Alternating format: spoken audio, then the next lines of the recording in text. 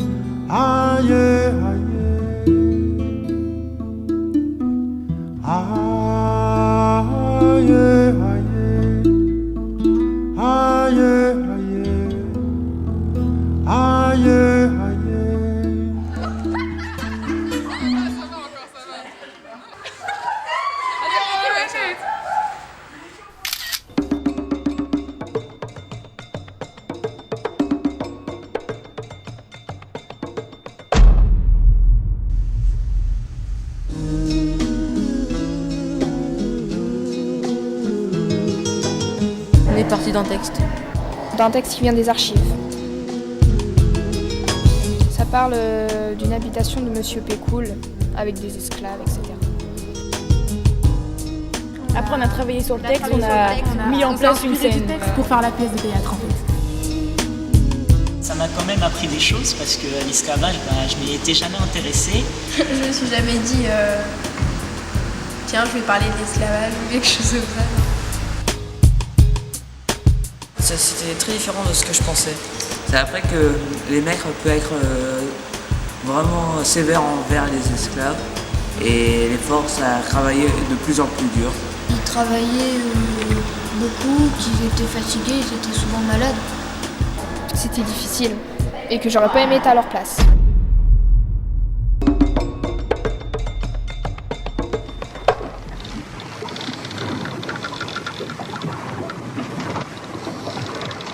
Transcription d'un extrait du journal de voyage du négociant Martin Fouache à la Martinique. Visite de l'habitation de Monsieur Pécoul à la montagne, Pelée, du 15 décembre 1838. 295 à 297 esclaves. Les commencements étaient plus difficiles et à mesure que le nombre augmente, le bon exemple les rend plus faciles. L'hôpital est sur la gauche en sortant et tout près de la maison. Je n'y ai vu qu'une femme atteinte d'un ulcère et deux avec de légères indispositions. Il est dirigé en chef par une dame qui, par des motifs de piété filiale, n'a pas renouvelé ses vœux dans les Dames de Saint-Joseph. Madame Riboire, elle fait les accouchements. J'ai assisté à la prière des nègres, spectacle bien touchant et bien intéressant. Fait le soir en plein air, à la lueur d'une torche composée d'un bois résineux. Les hommes à droite, les femmes à gauche forment deux lignes. Un choriste dans le milieu a entonné un cantique français que toutes ont répété en chœur. La cloche sonne à 4h du matin. Les nègres doivent se lever, faire leurs petits arrangements intérieurs, préparer leur déjeuner et être rendus sur le lieu de travail à 5h30. À 8h, déjeuner sur place. Travail de 8h30 à midi, puis 2h au coucher du soleil.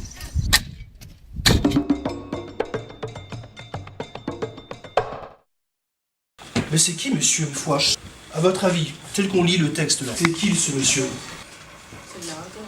C'est le narrateur, exact, c'est le narrateur. Mais qui il est véritablement monsieur Fouache? C'est un négociant. Exactement. C'est un négociant qui part en Martinique et qui va voir des esclaves qui sont dans la maison de monsieur Pécoul. Exactement, c'est écrit dans le texte.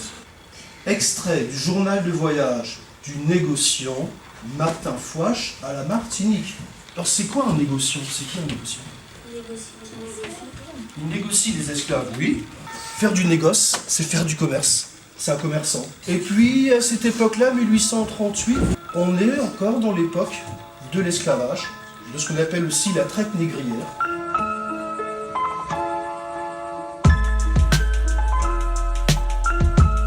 Et c'est-à-dire qu'à cette époque-là, il y a des gens qu'on peut acheter.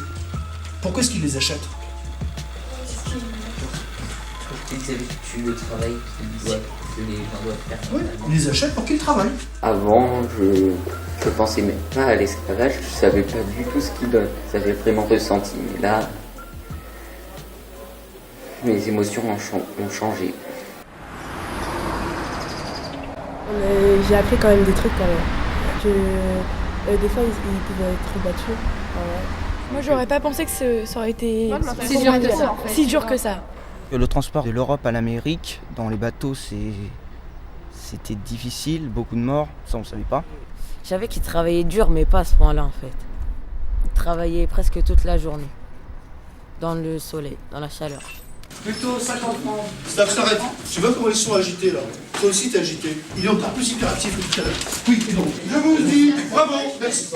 Et lui il suit. Vas-y. Mais c'est pas cool, hein. Le travail, vous en pensez quoi? Je pense que le travail... Voilà. Je joue Monsieur Fouache 2. La prière, bien. Je visite la maison de Monsieur Pécoul. Plutôt difficile à apprendre. Difficile au début, d'accord. Je visite tout ce que font les esclaves pendant la journée, donc le travail, le mariage, et voilà. Je joue le rôle de Monsieur Pécoul. Je suis le docteur. Et à la fin, je deviens Victor Tchatcher et puis je dis que l'esclavage est aboli.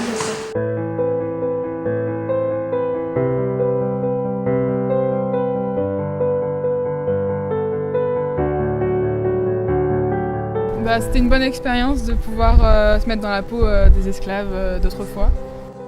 Ça m'a fait ressentir comme dans la peau d'un esclave, que c'était bien.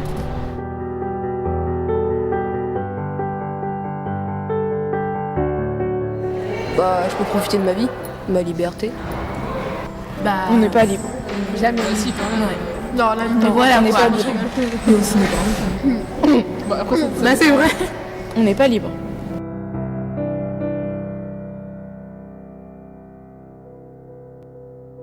Quelque part, je suis sûre qu'il y a encore de l'esclavage. Il y en a encore. Dans tous les pays, je pense, mais soit c'est caché, soit c'est normal d'avoir des esclaves ou tout ça. Enfin. Des fois, je me sens esclave de certaines choses. Les jeux vidéo. Quand je commence à y jouer, je peux plus m'en retirer. Il y en a qui disent on est esclave de sa mère, mais c'est normal, si on fait le bordel dans sa chambre, c'est normal que c'est nous qui devons ranger.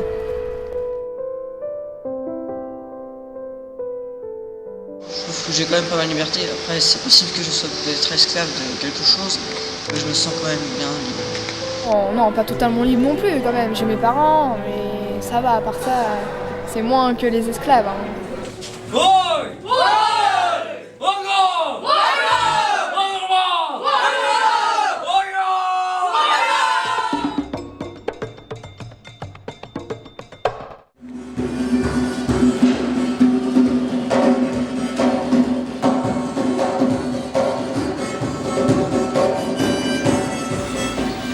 Les hommes à droite, les femmes à gauche, forment deux lignes se faisant face à 30 pieds de distance.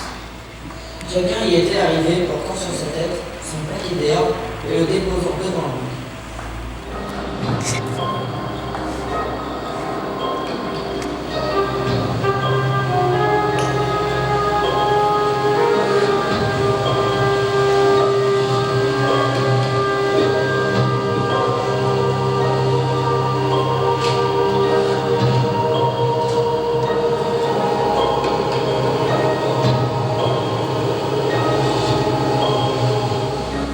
Alors, pas trop de difficultés quand même. Non. Je vais en faire apprendre la prière. J'ai assisté à la prière des nègres. Spectacle bien touchant et bien intéressant.